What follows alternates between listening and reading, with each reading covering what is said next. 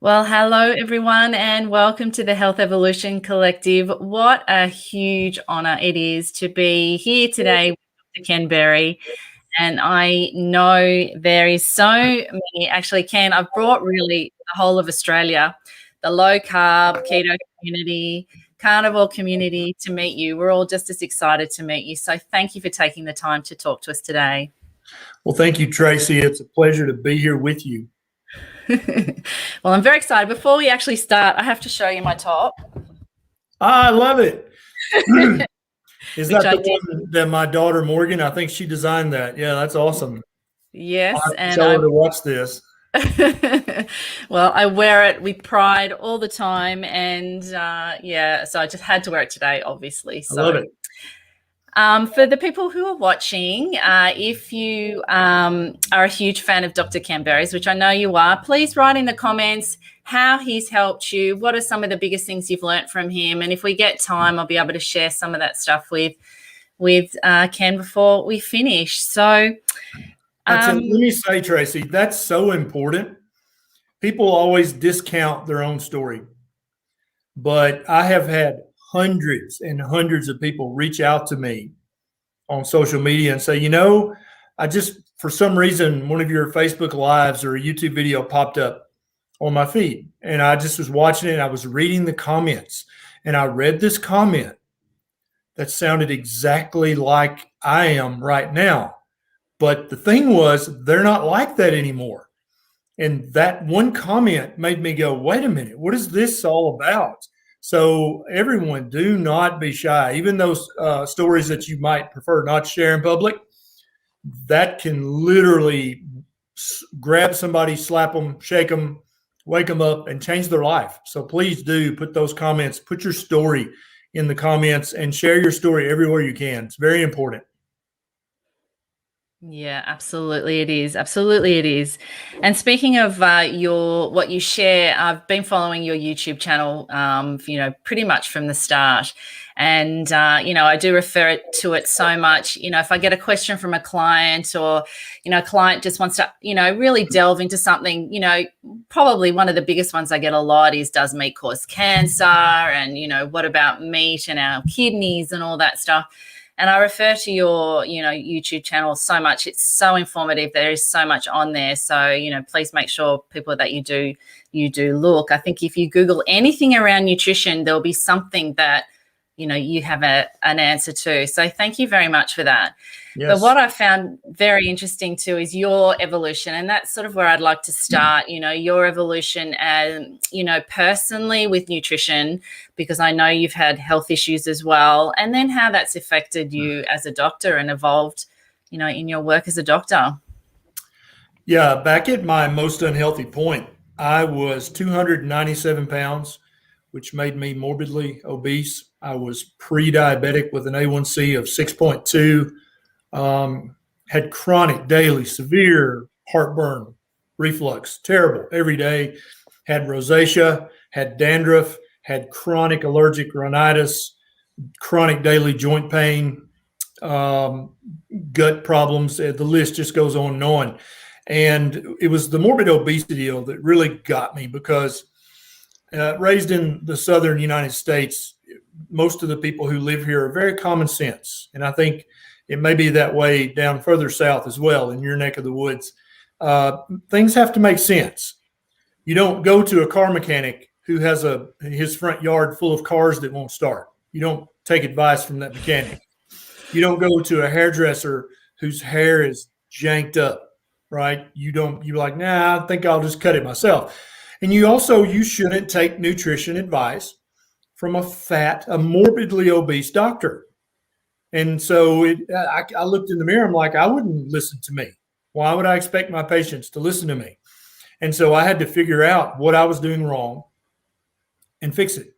I had to fix me first before I could even pretend to know what the hell I was talking about with regards to fixing anyone else. And so this is kind of where this journey has taken me. At first, questioning everything that I'd been taught in my medical school nutrition, which wasn't that much, and really kind of questioning all of the axioms of modern nutrition, Oh, low fat. That's really good. Really? Let me look into that. Oh, eat lots of whole grains. Okay, let me look into that. It literally came from re-examining with fresh eyes everything I'd been taught, not only in medical school, but in undergraduate, and also from all the mainstream news sources, magazines, television, all the books I'd read. I remember being so excited after I read the Blue Zones about where people live a super long time. It's very common to be over 100 years old there. And Buechner basically misled everyone with that book, because all of these blue zones, they eat lots of meat. But he tried to paint the blue zones as a place where people only eat plants and very low fat, and they're very, very active. And that's the secret to their long life. And I had to go back and re-examine it, even though I was enamored with his book back then, because I didn't know better yet. I had to re-examine all that and go, no, that's bullcrap. And when you actually go back and read more definitively, you find that all these blue zones, they cook everything in fat. They eat fat all the time. They eat meat all the time. And so that journey is what led me to thinking, well, if I'm this misled as a board certified family physician, I imagine the average person walking the street has no idea what's good, bad, or indifferent. And that's part of the reason I started making YouTube videos, was to try to explain very often what it is we think we know is wrong. And very often we don't know what we don't know. And that's also very important as well. Absolutely. Absolutely. So how did you start? Like if you had all those things that you talked about, one of the things I know for people is taking that first step. That's the hardest part, is actually starting. So how did it look like for you? So when I first started, I was just eating junk, whatever. I would go to the Chinese restaurant and have 3 plates full. I would have powdered donuts and chocolate milk for breakfast. I was just whatever.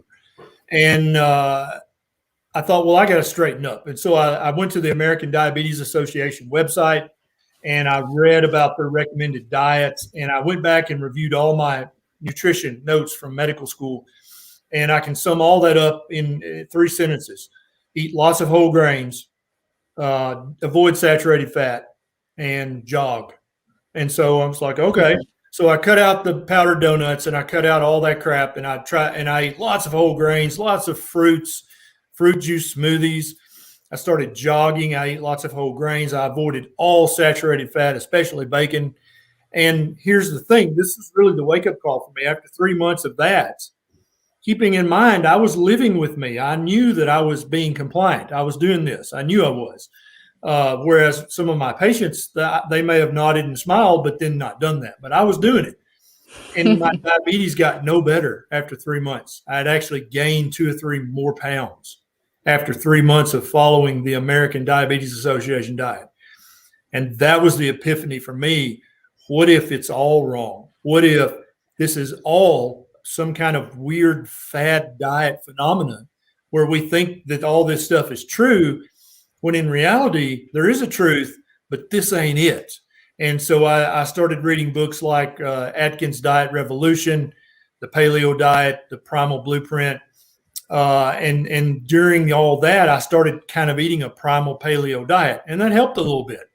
But it was still way too high in carbohydrates. All the spaghetti squash and sweet potatoes, and agave. I was a big fan of agave back on paleo. So I had a little improvement, but not much. And during that time, I was reading about this ketogenic diet, and I started seeing blog posts by people who are eating 0 carbs. And I'm thinking, well, I don't know. I mean, what I'm doing ain't working. Let me try that for a month and see what happens. And when I started playing around with the ketogenic way of eating, immediately I started to lose fat. Immediately my A1C started to go rapidly back towards normal, but also weird stuff that at that time I couldn't explain. My dandruff went away.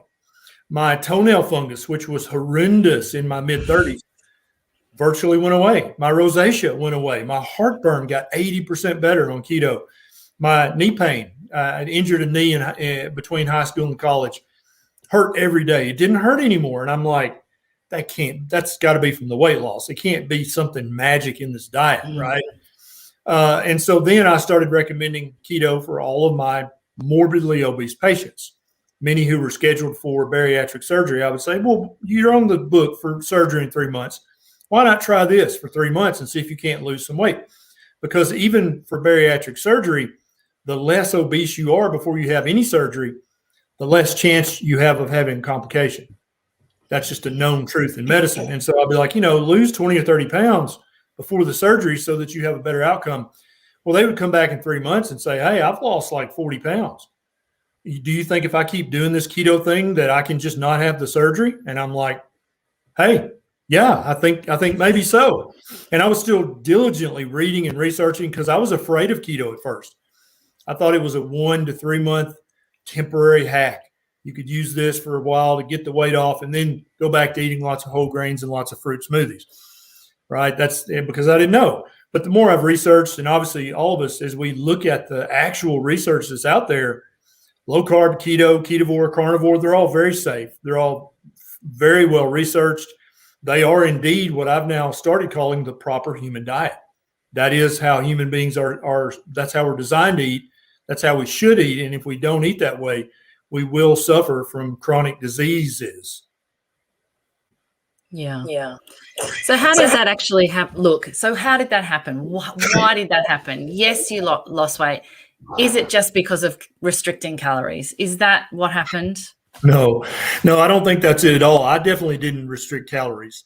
But what I did do was I strictly restricted carbohydrates.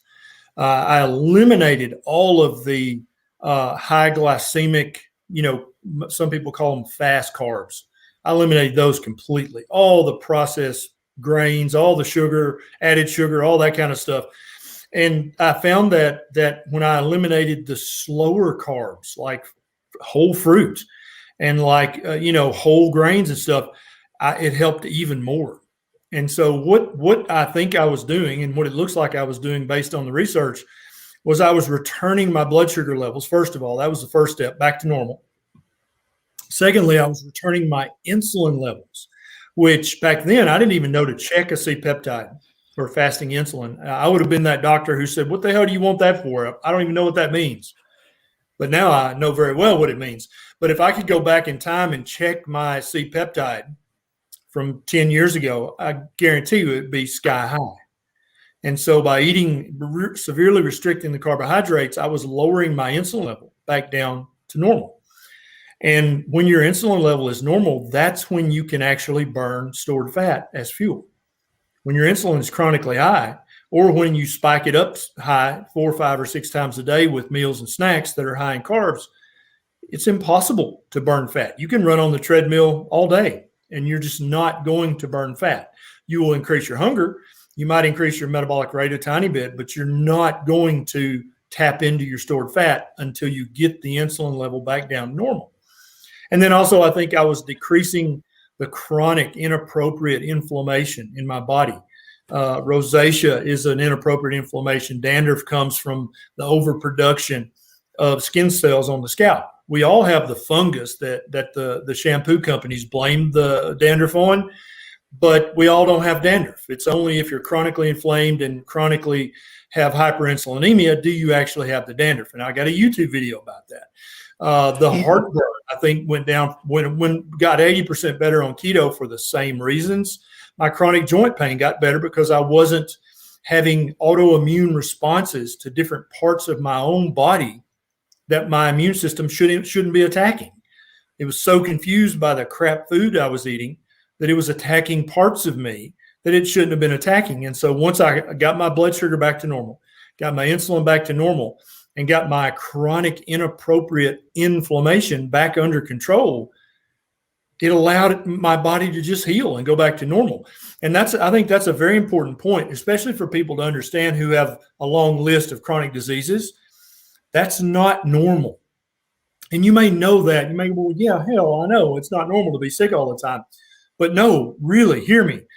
That is the normal state for a wild animal is to be lean and healthy and strong and fast and smart. That's their normal state. They don't go to the gym and train. They don't count their macros. They don't count their carbs. They don't count their calories. They just live. and they eat a species appropriate diet. And when they do that, their default health level is just optimal. Think about that for a second. So could that also apply to human beings? It seems like that it could, and it seems like that's what you and I and hundreds of thousands of other people are discovering with what I call a proper human diet, which is a very low carbohydrate diet without grains, without vegetable oils. That's what we're discovering is, gosh, everything seems like it's going back to normal. Now, if you're 50, I'm 52, then obviously I'm not going to have the normal of a 20-year-old. But what I'm finding is the normal 52-year-old is better than my sick and inflamed 35-year-old self was. In fact, I could go back in time and kick my 35-year-old's ass, both mentally and physically today. And I think once people get it, that the baseline of human health should be just optimal, vibrant, vigorous health. That's our baseline. If you're not enjoying that, then you're doing something wrong. Absolutely. Excuse me. And, there is so much of the normalizing of all this stuff, happening so much and on social media every day. So I love that you've said that. And, obviously personally, yeah, exactly the same for me. I've seen it and I agree. I'm 47 and I'm far sharper physically and mentally than I was at 37. And, it just doesn't have to be that we have to age and get sick and be on a whole lot of medication. And yeah, I mean, once you see the light, you can't unsee it. So how, right. It must have changed, as you said, you started sharing this with patients in the early days, but that must have just grown phenomenally from there. And then how did your colleagues, because, you want to shout this. And of course we know our Dr. Gary Fettke, he did shout this and he got into big trouble for doing that. Have you experienced, things like that? How's it been for you talking about it with your colleagues? I've had some negative kickback from patients' families, from other doctors. I've had kickback from our state medical board. But like you said earlier, you can't unsee the truth when you see the truth. And if I have to be persecuted in some degree in order to help people realize their best health, both physical health and mental health, I'm happy to do that. I feel like that, when you're called to do something like medicine, you don't just say, oh, well, this road's pretty bumpy, I'm just going to detour and do something else. That's not really an option for me. And so my calling is to spread the message that, yeah, there's good health out there for you. Yeah, for you. That's waiting for you if you do these things right. And if I get in a little trouble for that, so be it. I could care less, because I'm going to tell the truth, though the heavens fall. Great. Great. Please don't stop.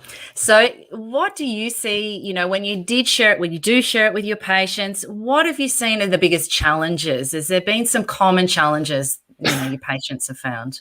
Yeah, the most common challenge is that it's scary. Basically, here's a doctor, but first of all, this doctor who's telling me this, he has transformed his own health. Like I'm a patient of Dr. Berry's and I've been seeing him for 10 years. And he used to be so fat that he had to be careful walking through the door. And now he's slender, his mood's better, he's always in a good mood. So I've got that evidence. He might know what he's talking about, right? But then he proceeds to tell me to eat lots of eggs and lots of bacon and eat all the meat I want. And don't eat whole grain bread. It's bad for me. You can understand the average patient who spends hours a day watching TV and reading magazine articles. They're like, that's exactly the opposite of everything that all the experts say, but yet you look great. So I don't know. I'm kind of confused. And I think it's a real paradigm shifter for people when you say that. And then when you say, well, actually, all that stuff they say on TV, there's no evidence to support it whatsoever. Literally no evidence at all. It's a fad. And then about that same time, my book came out. And so I think after they read that and looked up the references, they're like, oh, well, maybe he's not crazy. I mean, maybe he is, but maybe he's not. And so they would give it a try. And also, I think there's a degree of just despondency and just defeatism in patients who are morbidly obese and they're taking this handful of pills. They feel like there's no way out. There's no light at the end of the tunnel. As they go through life, there's just more and more pills and more doctor's appointments and more tests and procedures. And when you offer someone like that hope, real, meaningful hope, that doesn't have to be the rest of your life. You can actually change that. Most people are hungry for that message, and rightfully so. They should be hungry for that, because I think all of us know inherently that our baseline of health should be optimal health. I think we just know that and expect that, but many of us, due to genetics and diet, we're like, that obviously is not my lot in life. So I'm just going to be happy being fat in my chair in pain every day, taking this handful of pills. And I think it's a great message of hope for people.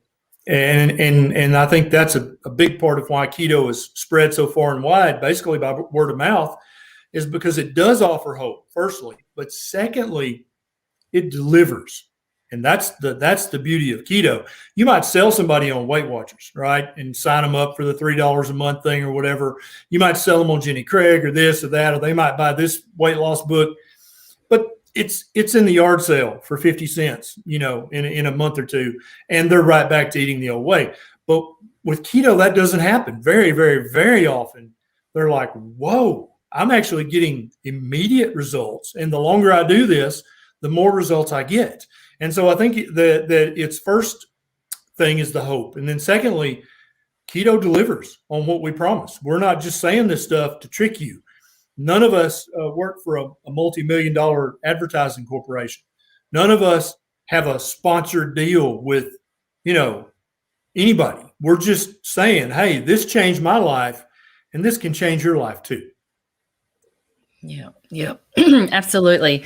So I'd like to talk a little bit about your evolution since you discovered keto, because I've seen that evolve a little bit too. Your early videos were, very much around eat your veggies and a lot of that stuff. And, and that may still be the case, but I'd love to know, what you've seen since you arrived, because I think for a lot of us, obviously how we start is not how we stay. We do evolve, we do change, we do adjust. And I think that's optimal too. So how has that looked for you?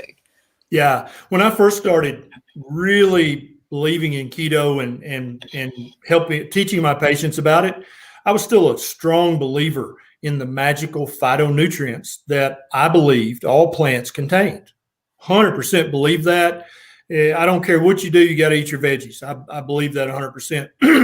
The more that I've researched and learned, both from personal experience, from thousands of anecdotes that have reached out to me online, and from actual research, that I no longer believe that. I think that on one spectrum of what I consider to be a proper human diet can be a diet for some of us that's rich in vegetables. Okay. But for some of us, I think that we need to move to the other end of that spectrum, which is a diet that is meat-based and almost exclusively animal products. There are multiple examples, both in archaeology and in paleoanthropology, of successful civilizations that ate only meat and animal products, and they did great. They were beautiful, healthy, lean, had great teeth, no cavities. We can tell this from hundreds of thousands of years ago. And then also there are still a few cultures like that today who eat mostly meat, and they're very healthy. They don't have heart disease. They don't die in their 40s and 50s of heart attacks and strokes. They're not obese. And so, when I first started keto, I was a big proponent of eat your veggies. And now I'm a big proponent of eat your meat. And if you want some veg, that's probably fine and probably okay, but also probably not necessary.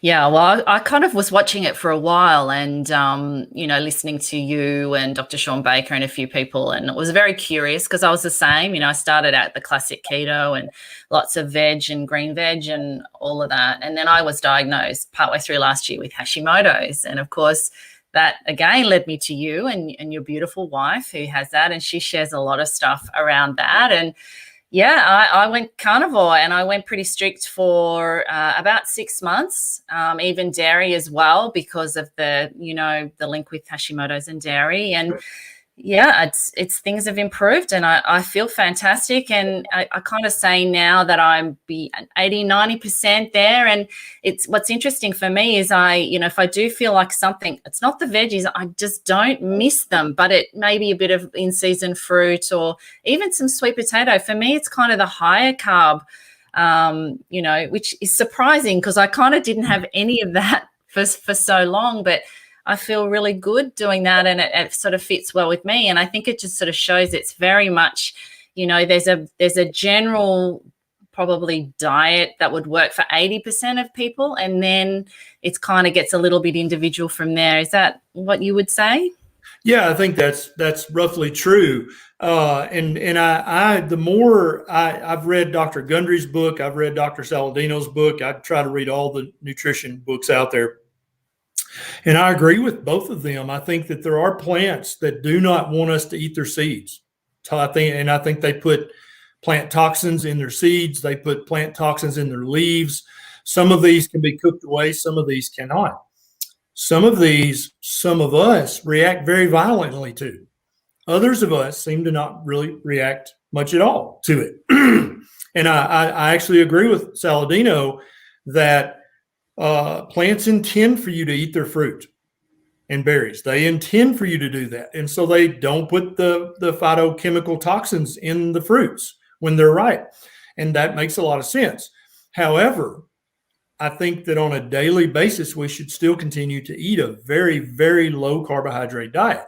So if you want your 10 or 20 or 30 total grams of carbohydrates a day to come from blueberries or cantaloupe or watermelon or whatever, that's probably fine. But I truly believe that human beings are, by design, low carbohydrate mammals. And if you eat too many carbohydrates, you're going to start to store fat because of the hyperinsulinemia, even if it's carbohydrates that the plants intended for you to eat. There are many, many people on a keto diet. They can eat all the brassicas, all the dark leafy greens, and they do great. They don't have any outward or seemingly inward signs of inflammation. Others of us immediately start to have inflammatory symptoms especially if we're eating lots of nuts and seeds. That's just automatic. We start to have that. And so I think you're exactly right. There's room for all of us to play and experiment within this proper human diet spectrum. Some of us do better eating kale and Brussels sprouts. Some of us do better having a small handful of berries. Some of us do best when we have no plant foods whatsoever and only animal foods. And I think that part of the fun of this is getting to, first of all, be able to hear your body's feedback. Because when you're eating a standard Western diet, you're so inflamed and so miserable, you can't hear any feedback from your body. But when you've lowered your carbs enough and improved the inflammation enough, your body actually gives you immediate feedback. And so if you eat something you shouldn't eat, your body will let you know within hours to days. You shouldn't have ate that. And that's good. That's like your little own built-in science experiment. You can just try, okay, let me try some cashews, see what happens. Let me try some blueberries, see what happens. And before long, keto people have this list. They're like, no, I know better than to ever touch these foods again because they cause immediate inflammation or they immediately cause me to fatten. And then we also have this long, delicious, and nutritious list of foods that we can eat as much of as we want because it doesn't have any negative effect on our levels of inflammation or our body fat percentage. Yeah, that makes a lot of sense. So just on that, if you have a patient or anyone watching, I suppose, that is interested in sort of changing things a little bit, are you a fan of, counting macros, or do you generally give sort of food lists and say sort of stick here? How would you generally direct someone to make some changes? Well, some people love to count macros, and some people are journalers and chroniclers, and they love data. I don't love any of that, and so I'm not a counter or a recorder in any way. I just go to the fridge, get some meat, eat it, and move on with my life. I don't really document things, but some people love to do that, and so I think and then also most of us are not nutritionists or dietitians. We don't know what's a high carb food, what's a high fat food, what's a high protein. We don't know. And so I think for most people starting low carb, keto, ketovore, it's good to download an app that will count your macros for you, and to do that for 2 to 4 to 6 weeks. So you actually get a little quick mini lesson in what is high carb. I don't even know what has high carbs, right? Many people would think that a banana, that's not high carb, right? Well, yeah, it's very high carb, but if you're not a nutritionist, you may not know that. So, but I don't think anybody needs to permanently track macros. That's probably not necessary, especially if you're eating a carnivore diet, because the only 2 macros you're getting are protein and fats. And so you don't have to really worry about carbohydrates on a carnivore diet. I think another great way to think about it is if you just think about your dinner plate. If you cover from 2/3 to 3/4 of your plate with fatty meat, and then 1/4 to 1/3 of your plate with dark green veg, that's going to be keto 99% of the time. And so that's a great little quick and dirty way to do it. And my 4 basic rules to converting to low carb is: step 1, remove all sugars, both added and natural. Step 2, remove all the grains. Step 3, remove all the vegetable oils. Step 4, eat lots of fatty meat. And I think that's also a kind of a little shortcut that people can just remember. If you can just remember either one of those 2 things, you got it, because you're never going to go too wrong with either one of those little tricks. Beautiful. I love it. Absolutely love it. So I'd love to talk a little bit about your book now. Lies My Doctor Told Me. There's obviously, so much in that book, and another thing I would recommend people read. There's one thing I loved about reading is that you talk a lot about the humanness of doctors. It might sound from the title that it's just very much digging the knife in, but you're not at all. You're very, very supportive. And understanding of why this can be hard and challenging for doctors to see. Can you talk a little bit about, your thought processes around that side of it? Well, while I was writing the book, I just remembered how misled I had been. And I had tried very hard from day one to be a very, very good doctor. I wanted to be the doctor that everyone wanted to go see because he always got results. He always made the right diagnosis. I was trying really hard to be a very good doctor. And I just assumed that of every other doctor and healthcare provider. They're not just trying to do a half-assed job. They're trying to do the best they know how to do. And so I kind of gave them the benefit of that. And I think that's true of almost every healthcare provider out there. But they just have wrong information, and they don't know what it is they don't know. And they don't know which of the things that they think they know that are actually wrong. And so that makes it very difficult for any professional. If you've been taught erroneous things, you can imagine an engineer trying to build a bridge. And if they'd been taught some incorrect theories and concepts in engineering school, they're not going to build a very good bridge, right? And so basically I'm trying to help doctors learn, I understand you're trying to do a good job, but you're telling your patients a lot of information that's just wrong, or that's completely unsupported by science, or both. And you need to stop that. And the only way for you to know if you're doing that is to re-examine every recommendation you give to your patients. Every single one. Oh, stay out of the sun, it'll give you skin cancer. Wait a minute, what? Are you sure about that? Are you sure that the research says that and proves that beyond doubt? Because I don't think it does. Eat lots of whole grain. Wait a minute, where'd you get that from? Did you get that from watching CNN, or did you get that from a randomized controlled trial? Because I don't think you got it from a trial. I think you got it from CNN. And once a doctor starts to re-examine, like, holy crap, like, for example, nuts and seeds cause diverticulitis. It's a very common myth in medicine. Nothing could be further from the truth, but it's a perpetual myth for healthcare providers that if somebody has diverticulitis, they should avoid nuts and seeds and fruits that like strawberries and blackberries that have seeds in them, as if the little seeds are little magnets. They immediately get stuck in the little diverticular necks and cause diverticulitis. Common sense, it sort of makes sense, but it medically and physiologically, it's idiotic. And indeed, the research shows that's not true at all. There's a list of things that actually increase your risk of diverticulitis, and nuts and seeds ain't on the list. but most doctors repeat that myth thoughtlessly. And so when I can get doctors to go, what? Yes, they do cause diverticulitis, and then go look up the study and realize, holy crap, they don't cause diverticulitis, and they actually decrease your risk of developing diverticulitis. So therefore, if I was wrong about that, and I've told 100 patients that at least, if not more, what else am I wrong about? And that's the moment that you just open a doctor's mind. And that's the moment where there's an opportunity to turn a good doctor into a brilliant doctor. Because when a good doctor starts questioning every bit of advice they give their patients, how do I know that's true? Where did I get that from?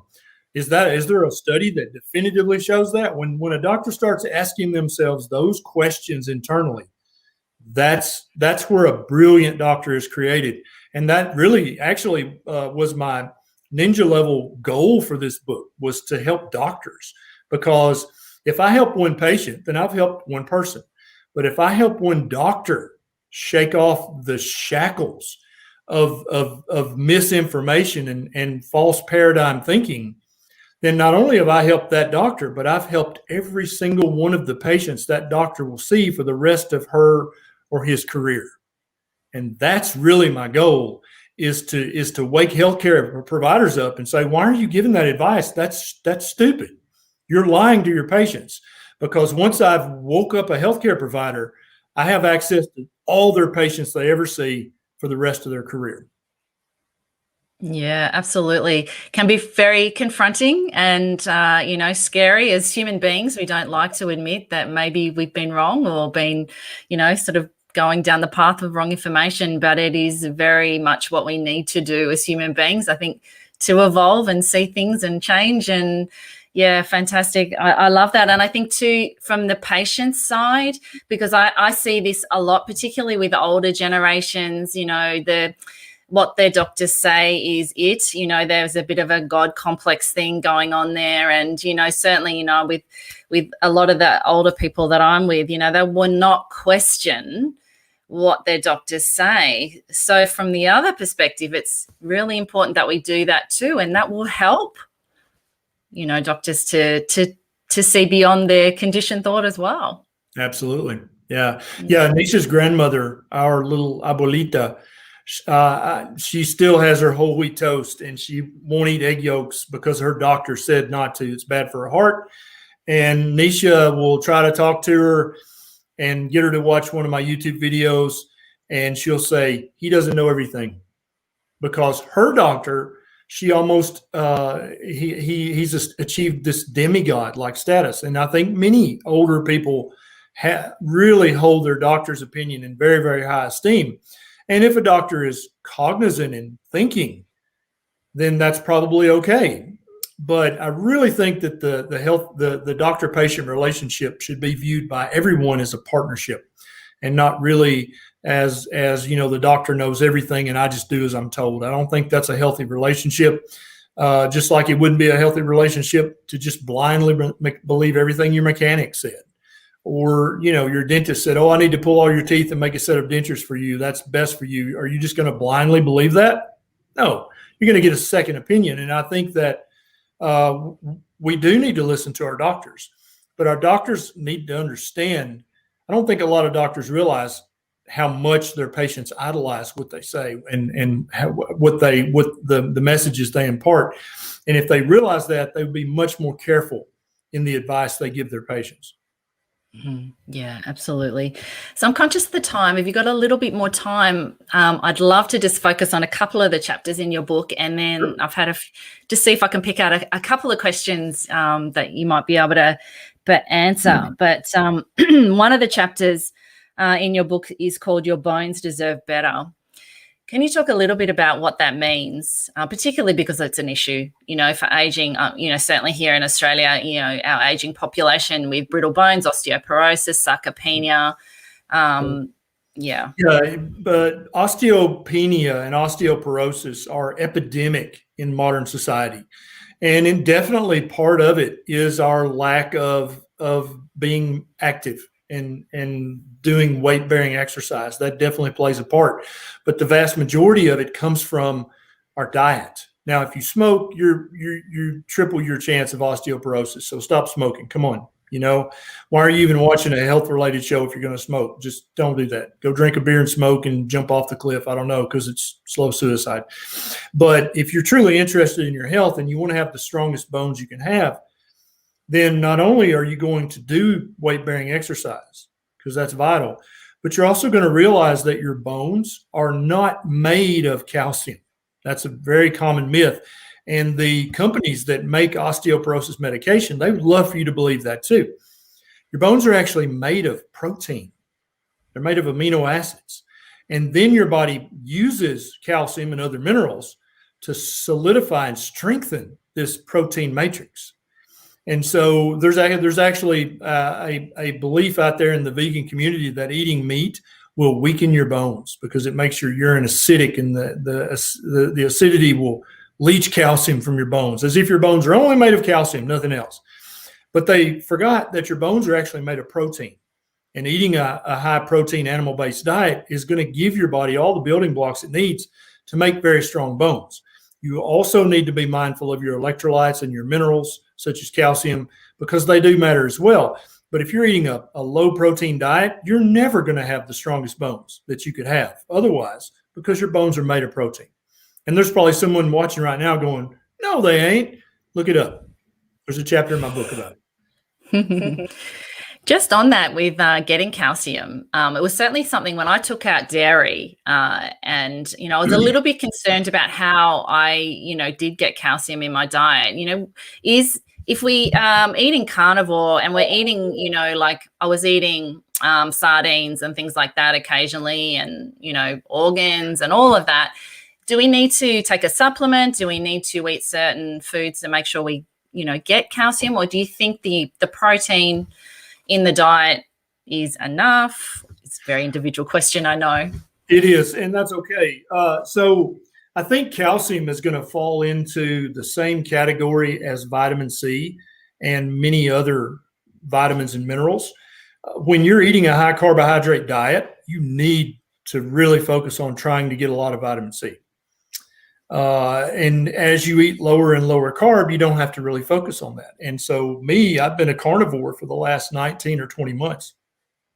And I just had my labs checked the other day, and my vitamin C level is still within normal limits. And a lot of people are like, that's not possible. That's impossible. There's no way, because you're not eating vitamin C, and humans can't make vitamin C. So how's that possible? Well, what it looks like is when you're eating a very low carbohydrate diet that's not full of things like grains and beans that bind up the minerals and bind up the vitamins, you're still getting a little bit of vitamin C from fresh meat. You're still getting quite a bit of vitamin C from organ meat.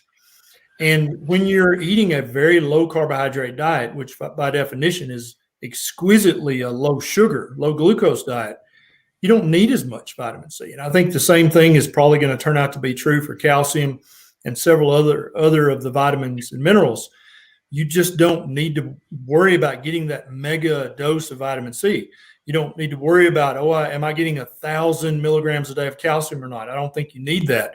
But Boniva and Fosamax, they really want you to believe that you need lots of calcium in your diet, because what their drug does is it just crams calcium all in your bones. It doesn't actually strengthen your bones, but it does increase your bone density. Those are two different things. But it looks like when you're eating a very low carb diet, you don't have to worry about getting all these mega doses of vitamins and minerals. You kind of get enough in the food you're eating. Interesting. And of course, I have to go down this pathway with you, but the chapter on, you had actually 3, I think, chapters on meat. So you had eating red meat causes cancer, and then you had eating processed meat causes cancer. And I think you had one other one, but I can't remember what it is now off the top of my head. But can we talk a little bit about the meat and the cancer link? So all of the research done that shows or proves that meat causes cancer was done by researchers who believe that a plant-based diet is best for human health and best for the planet. And you may say, well, yeah, but researchers, they're very moral and ethical. They wouldn't cheat. And I'm not implying that they did, but I'll get back to that in a second. Also, all of the research that proves that meat causes cancer or heart disease or anything else is observational, epidemiological research. It is not controlled research. It is not blinded research. Now, the reason that we consider a randomized, placebo-controlled, double-blind test to be the gold standard is because the scientists and researchers that came up with these rules of science, back then, they were very well aware that human beings are fallible and that we always want to be right. That's just human nature, right? And so even if you're not trying to cheat as a human being, as a researcher, if you don't blind your experiments and you don't control your experiments, your preconceived notions will slip into the results and taint the results. That's just human nature. We can't help that. That's why we have to design scientific tests like this. And so the kind of nutrition research that's been going on in the last 50 years, if someone tried to do that kind of research in physics or mathematics or any of the other hard sciences, they would literally be kicked out of the club. They'd be like, dude, that's disastrous research design. That's a terrible study. That's not going to show anything. That's actually worse than flipping a coin. But in nutrition, for some reason, they were able to get away with this style of research, this epidemiological research that's not controlled and not blinded. And so they're plant-based researchers, like I said earlier, they believe in their heart of hearts with all the earnestness that they can muster that a plant-based diet is the healthiest diet. So lo and behold, guess what they're going to find in the results? And on my YouTube videos about grilled meat, processed meat, red meat, I've got links to the actual research. So you can go look it up for yourself. You don't have to believe me. But that's exactly what happened with all this. The World Health Organization considers processed meat to be a class 1 carcinogen on par with formaldehyde and cigarette smoking. But when you look at the work cited and actually look at the research, it's all this epidemiological foolishness that I was just describing. There's not a single controlled trial or randomized trial in that, and there's very few trials at all. But yet the World Health Organization says that meat causes cancer. Why would they say that if it's not proven? Well, they're saying that because they are populated by those earnest researchers I talked about earlier who believe in their heart of hearts and say their prayers every night to the Creator. They believe that a plant-based diet is the healthiest diet for human beings. They're wrong, but that's what they truly believe. And so they're happy to take this research that a physicist or a mathematician would not even laugh at. They would be in horror at the ludicrous nature of this research. They take this half-assed research and then put out a guideline that says meat causes cancer. That's literally how it happened. Nina Teicholz, her book, The Big Fat Surprise, she really goes into this in a ton of detail with citations and everything. So if anybody's like, I just can't believe the World Health Organization would not cross their T's and dot their I's, just read Nina's book and you'll understand. Yeah. Do you think in your lifetime you'll see a change around this stuff? Oh, yeah, definitely. And I've said that many times. I think 20 or 30 years from now, a low-carb diet, that'll be the recommended diet of the American Heart Association, the American Diabetes Association, and all the associations around the world who basically walk in lockstep with the AHA and ADA. I think they'll all admit it then. But here's the reason I won't shut up about it is because how many moms and dads and grandmothers and grandfathers are going to die prematurely or be in the nursing home prematurely or lose a leg prematurely or go blind or have kidney failure prematurely because they're waiting 30 years for the American Diabetes Association to finally catch up with the research. And there's this story about a physician named Semmelweis. And if you haven't read that story, you need to look him up and read his story. He was the guy who said, hey, if you wash your hands before you deliver a baby, then the moms don't die of childbirth fever. And he was literally ran out of medicine and committed to an insane asylum for that. But he was right. And he also published really good research proving it, but he was still completely destroyed in medicine. And it took 50 or 60 years before doctors started washing their hands before they delivered a baby. And I don't want us all and our parents and our grandparents to have to wait 20, 30, 50 years before what we know is a self-evident truth becomes modern practice. I can't wait 30 years for that to happen. I've got too many friends and family members I care about. I want them to be given proper nutrition advice, and I want them to be given it now. Do you still have family members that, won't listen though? I have a few family members who are still eating too many carbohydrates, in my opinion. But all of my family members, because remember, they've seen my transition and my transformation. And I don't have a lot of pictures back when I was 297 pounds because I wasn't very photogenic.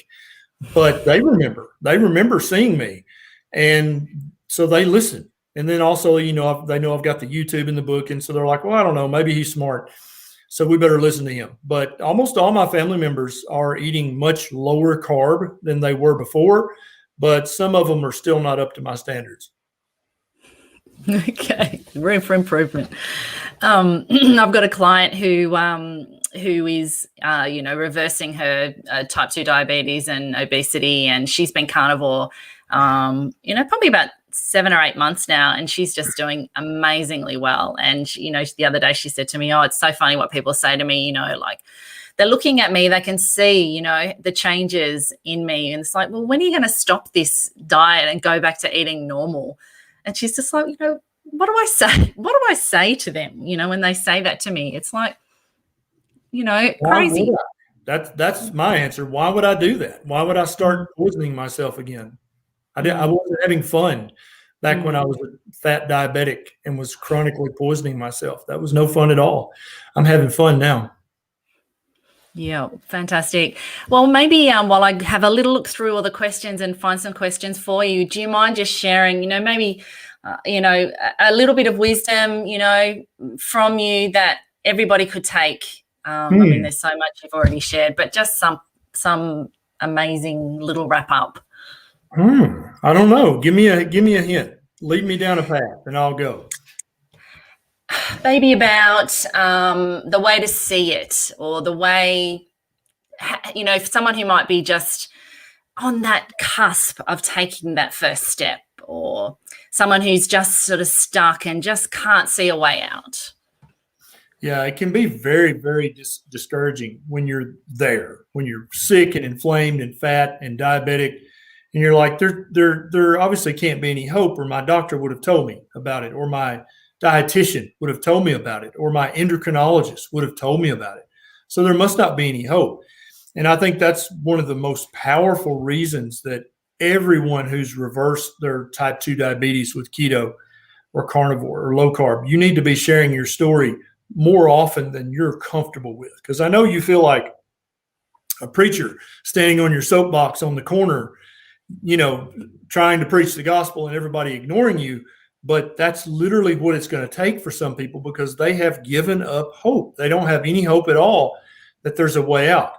And when they hear your story, that's going to be their ray of hope, their ray of sunshine. Like, oh, maybe I'm not lost. Maybe I can dig myself up out of this hole and be healthy again. And that's why I can't encourage people enough to share what you've learned. And first and foremost, you got to lead by example. So you've got to fix yourself first, which is what I did. And then once you've done that and transformed your own health and your own physical appearance, your own mental health, people are going to just see that. They're going to know you're different, and it's going to make them naturally inquisitive. And the question that comes to their mind unconsciously, they don't even have to think about it, is, what'd you do? How'd you do that?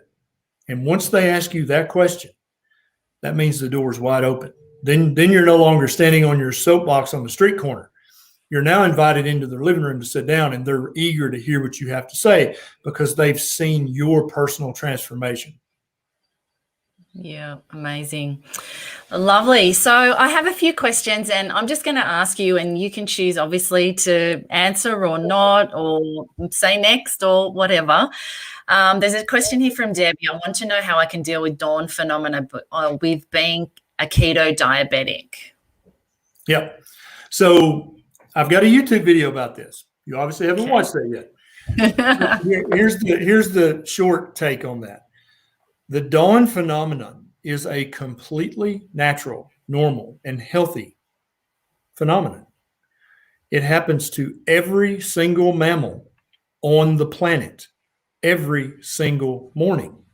It is not abnormal. It is not a sign of pathology. It is not a sign of your diabetes. But now, if you're diabetic, anytime your blood sugar pops up, that freaks you out. I get that.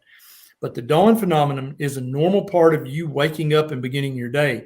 It is not bad. So don't worry about it. Document it. If you have a continuous glucose monitor or you do finger pricks, document it. That's okay. But watch my YouTube video about the dawn phenomenon and don't worry about it anymore. It's natural. Just like when someone sneaks up behind you and they scare you, right? Your heart rate goes to 120 beats a minute, right? Do you go to the doctor and say, "Doctor, I'm suffering from tachycardia. My heart rate went to 120." No, you know it's natural. Anytime somebody scares the shit out of you, your heart rate's going to go up. That's normal. That's a normal physiological response. And so is the dawn phenomenon. Beautiful. All right. Helena has asked, well, she said, I love your work, Dr. Berrry. You've helped me understand low carb and we watch your videos as a family. Awesome. Question for you. Should I be concerned that I have high LDL on a low carb diet, in particular the ApoB protein? Is it a protein, I think? Yeah. So my LDL is quite high.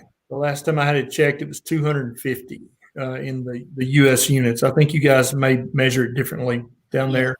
But I'm not concerned about that at all. Dave Feldman of thecholesterolcode.com has done a ton of great research about this. Dr. David Diamond, a PhD researcher at the University of South Florida, has done a lot of research about this. Having an elevated total cholesterol definitely is not a risk factor for heart attack and stroke. Having an elevated LDL cholesterol level might be a tiny risk factor.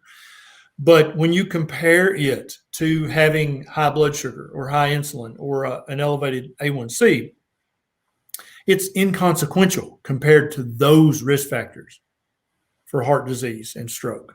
Okay. So don't worry about the LDL cholesterol. I don't worry about mine. I just had some pork sausage and a ribeye and 6 egg yolks. That's what I ate before I came down to do this live. So I'm not worried about my LDL, and I don't think you should be either. I have a few YouTube videos about that. And also Dr. David Diamond, just like Diamond. He's got brilliant videos that are on YouTube. He doesn't have his own channel, but other people have recorded them. And he's a brilliant researcher, and he just destroys the LDL myth. Okay, some great resources there for people to look up. Fantastic, because it is such a pervasive and continuing one, particularly here. It's just, yeah, I get it, but this side, this cholesterol, LDL, all that stuff. So there's always more we can see and learn about that for sure. So I have a question here from Carol. Why is it so hard for post-menopausal women to lose weight, even on strict beef, salt and water, only carnivore, ? Asking for a friend, lol. It's the hormones. It's the hormones. The menopausal hormone changes that women experience make weight loss harder. That's known in medical and nutritional science. And there are some ways you can get around that relatively safely. I don't know if bioidentical hormone optimization is popular in your country or not, but it's quite popular here and it's very safe, and you can actually optimize your hormones, and that makes the weight loss happen much quicker. It helps your sleep. It helps your overall drive and energy. But if that's not an option for you, I want you to understand very clearly, you will still attain the weight loss. You will still attain the health benefits, both mental and physical, but you will not attain them as quickly as you would like, and you will not attain them as quickly as you could were you 30 years younger. But they are still completely attainable by you. Just on the hormones one, I think that's something that we're starting to look at a little bit. Of course, it fell under the similar banner to, all the dietary guidelines stuff. But I came across a podcast by Dr. Peter Attia where he talked to Carol Tavris I read her book, Estrogen Matters. And since I read that, huge fan. I mean, when I'm not there yet, but that's actually how I found my Hashimoto's, because I thought I was going through menopause, but not there yet. But it's certainly felt, I know personally, I'm not afraid to sort of go down that path, when the time comes, having, read that. So that's a really good book too, Yes. for people if they're interested in learning more about that. Have you got time for one more question? Let's do one more. One more. Okay, what is Ken's opinion on optimal fasting insulin measurements for a sedentary postmenopausal woman if current fasting insulin measurement is good but could be better? Yeah. So what's the role of fasting? Is that the question? With regard to this one? Yes. Yeah. So what's an optimal fasting insulin measurements, which is probably different for you over there with the measurements? It probably is. I would want you to be at the bottom of the normal range for whatever your reference lab says is the normal range of a fasting insulin. Here in the U.S., somewhere between 3 and 7, I would consider to be pretty darn ideal. I don't know if that's the same measurements you guys have there or not. But fasting is very, very helpful for getting your insulin level back down to normal, either doing some degree of daily intermittent fasting or time restricted eating, or doing longer fasts once a week or once a month. I think they're very powerful for many health benefits, one of which is helping to get your insulin back down to a low normal level. Yeah. Do you normally recommend fasting for, this is my question, sorry, sneaking it in. Do you normally recommend fasting if someone's doing carnivore and on the older side, or is it more just eat when you're hungry? Yeah, it's pretty much for people over 60, 70 years of age, eat when you're hungry. If you're not hungry, don't eat. But then now if they're very morbidly obese, I probably would introduce some degree of time restricted eating on a daily basis. So I would try to get them to have a 16-hour fast and then eat within an 8-hour window each day. But if it was an elderly person and they were, just a little overweight or normal body weight, body fat percentage, then I would probably just, if they wanted to fast, they could, but I wouldn't really recommend it. Not that I'm opposed to it. I think all humans can fast and all humans do great when they fast. I don't think there's any danger at all, even for very elderly people. Nisha and I have a couple of friends who we met in San Antonio, Texas, who fast. They do three-day fast once a month, and then they do a 20-hour fast every single day. They're in their 70s, and they look amazing. I can barely keep up with them. I don't think there's any danger at all, but I think it's probably unnecessary to do that for many people. Fantastic. Well, I can't thank you enough for your time. It's been such a pleasure. I could honestly talk to you all day, and there's so many more comments, but we've done so much, and I just appreciate your time from the bottom of my heart and from every Aussie that loves you and follows you. Thank you so, so much for your time today. It's been a pleasure. Where are the comments at on your Facebook page? Yes, so I'll tag you. So you tag can. Me. I'll jump on and answer a few. Fantastic. There's also some on my YouTube as well. So I'll let you know where to find them when you have time. I'm sure people would be just stoked if you could answer them. So thank you so much. Absolutely, and we can do this again if you'd like in the future. Oh, I would love to. Thank you.